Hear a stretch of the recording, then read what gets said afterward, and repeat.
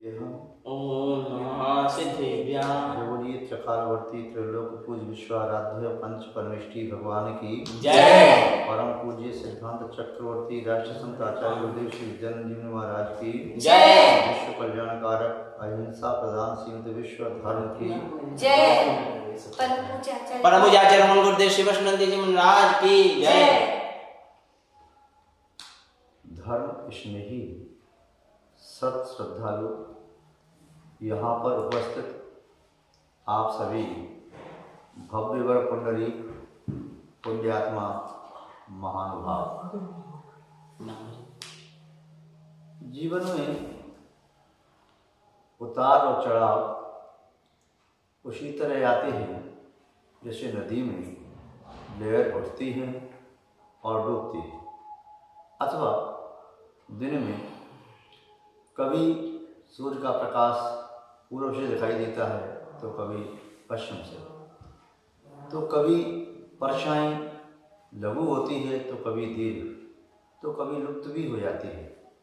ऐसे ही प्रत्येक प्राणी के जीवन में पुण्य और पाप अपना प्रभाव दिखाते हैं। आज आपसे एक छोटी सी बात कहें, आपकी जो धारणा है उसे तोड़ने के लिए आप सोचते हैं जो व्यक्ति बुरा है वह सर्वथा बुरा है। ऐसा नहीं है। आप सोचते हैं जो व्यक्ति अच्छा है वह सर्वथा अच्छा है। अच्छे व्यक्ति में भी बुराई हो सकती है और बुरे व्यक्ति में भी अच्छाई हो सकती है। आप समझ सकते हैं कई बार जो मीठे फल हैं, आम, अंगूर, सेब, मौसमी, संतरा, वह फल भी सड़े गले खराब हो सकते हैं, और जो खट्टे फल माने जाते हैं वह फल भी उपयोगी हो सकते हैं। कई बार नीम की पत्ती आदि कड़वे पदार्थ शरीर के लिए आरोग्यवर्धक होते हैं, तो कई बार मीठा लगने वाला गुड़ और शक्कर शरीर के हानि पहुंचाने वाले भी होते हैं। जीवन में ये नहीं सोचना कि एक व्यक्ति सर्वथा अच्छा है, उसने 4 अच्छे कार्य किए तो सर्वथा अच्छा ही हो गया, या किसी के द्वारा 4 बुरे काम हुए तो सर्वथा बुरा है। वह बुरे कार्य कर रहा है, क्यों कर रहा है, कैसे कर रहा है, उसकी क्या मजबूरी है। अच्छा कार्य करने वाला भी क्या अच्छे कार्य करने का पर्दा तो नहीं डाल रहा जिसकी आड़ में कोई बुरा काम कर सके। कई बार ऐसा देखा जाता है, अच्छे कार्य करने वाले बड़े दिखा के अच्छे कार्य करते हैं, उसके पीछे उनके जो कुछ कारनामे होते हैं गलत भी होते हैं। एक व्यक्ति पाप कर्म के उदय से बड़ी प्रतिकूल अवस्था को प्राप्त हुआ। सबसे पहले तो उसके पिता की मृत्यु हो गई, अपनी माँ के साथ अकेला रहने लगा, उसका धन नष्ट हो गया। पिता के समय में जो संपत्ति थी वह संपत्ति आज नहीं है। पिता के सामने जो व्यक्ति इसको देने वाले थे उसका कर्ज, उन्होंने अपना कर्ज नहीं चुकाया तो वह पैसा उसका डूब गया। माँ अकेली ग्राम के मकान में रहती थी, इसके पास कुछ भी आजीविका नहीं। अपनी माँ का उदरपूर्ति करने के लिए, स्वयं की उदरपूर्ति के लिए इसने अपने गांव को छोड़ करके शहर जाने का निर्णय लिया। माँ से कहा, माँ मैं शीघ्र ही लौटूंगा धन कमा करके। माँ ने कहा, बेटा मेरा स्वास्थ्य ठीक नहीं रहता है, माँ तुम चिंता मत करो, मैं बीच बीच में आने की कोशिश भी करूँगा। वह चला गया नगर के पास के नगर में, और नगर में जाकर के वह नौकरी खोजने लगा। उसने बहुत प्रयास किया किंतु नौकरी कुछ नहीं मिली। इधर उधर भटकता रहा, कभी किसी होटल पर काम करता तो कभी किसी दुकान पर काम करता। शाम को कोई 2-4 10 रुपये दे देता और उसका पेट भर के भोजन दे देता, किंतु इससे काम नहीं चला। तभी इसके पास माँ का पत्र प्राप्त हुआ। उसमें लिखा था, बेटा मैं बहुत बीमार हूँ, मुझे औषधि की आवश्यकता है और मेरे पास कुछ भी नहीं है। जो था वह भोजन व्यवस्था में चला गया।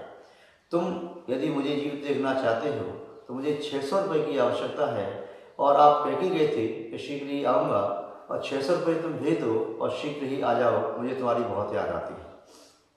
बेटे ने सोचा, माँ के स्वास्थ्य के लिए 600 रुपये इकट्ठे करने हैं, कैसे भेजूँ। तो तो उसने उन्हें दिन में और रात में काम करना शुरू किया। होटल पर भी काम करता और उन्हें प्रातःकाल जाकर के अखबार बेचता, शाम को जाकर के कहीं तीसरी जगह काम करता। इस तरह करके उसने बहुत प्रयास किया पर 600 रुपये इकट्ठे नहीं कर पाए। ये बड़ी मुश्किल से उसने 150 रुपये इकट्ठे कर पाए और उसने माँ के लिए पत्र लिखा कि कम से कम तुम्हें रुपये में भेज दूँ, माँ की कुछ 2-4 दिन की औषधि हो जाएगी। उसने पत्र लिखा, माँ मुझे क्षमा करना, मैं आपकी औषधि के पूरे पैसे 600 रुपये भेजने में असमर्थ रहा। मैंने बहुत प्रयास किया लेकिन तभी 150 रुपये भेज पा रहा हूँ और शीघ्र ही मेरे पास और पैसे होंगे, मैं जल्दी से आऊँगा। वह पत्र और मनी ऑर्डर दोनों उसकी जेब में रखे थे। वह पास के गांव से डालने के लिए जा रहा था। उसे मार्ग में उसकी जेब कट गई। जेब कट जाने से बड़ा दुखी हुआ, अब क्या करें, किंतु अब माँ के पास भी लौट करके जाए तो कैसे मुँह दिखाए। कोई बात नहीं, अब जो जेब कतरे ने जेब काटी, उसने पत्र को पढ़ा और मनी ऑर्डर को देखा। उसके मन में दया आई कि इस बालक ने अपनी माँ के लिए दिन रात मेहनत कर रहा है, फिर भी माँ को बचाने के लिए 600 रुपये इकट्ठे नहीं कर पा रही, 150 रुपये भेजे। उसने उस मनी ऑर्डर के साथ 350 रुपये 450 रुपये उसने और उसमें जोड़ दिए और 600 रुपये पूरे हो गए। 150 रुपये और 450 रुपये 600 रुपये उसका मनी ऑर्डर कर दिया माँ के पास और उसके पुत्र का पत्र भी साथ में भेज दिया। अपना पत्र भी लिख दिया कि मुझे क्षमा करना, मैं अपना नाम बताने में असमर्थ हूँ, किंतु आपने जो अपनी माँ की सेवा के लिए जो भेजा है उससे मेरा हृदय बदल गया। आज के बाद मैं ऐसा काम नहीं करूँगा। पत्र माँ के पास पहुँचा। माँ ने मनी ऑर्डर के 600 रुपये प्राप्त किए और उसके माध्यम से अपना उपचार कराया। माँ ने अपने पुत्र के लिए कहा कि बेटा तुमने मेरे लिए 600 रुपये भेज दिए, फिर क्षमा क्यों मांग रहे हो? मैं मुझे क्षमा करना, पैसे पूरे नहीं भेज पा रहा हूँ। तो दूसरे पत्र को उसने अपने पास रख लिया। बेटा लौट करके आया, ऐसा कैसे हुआ? तो दूसरा पत्र उसने देखा तो उसमें पत्र लिखा था कि मैं एक जीव पतरा हूँ, मैंने तुम्हारी माँ की भक्ति को देख करके और तुम सहायता नहीं कर पा रहे थे।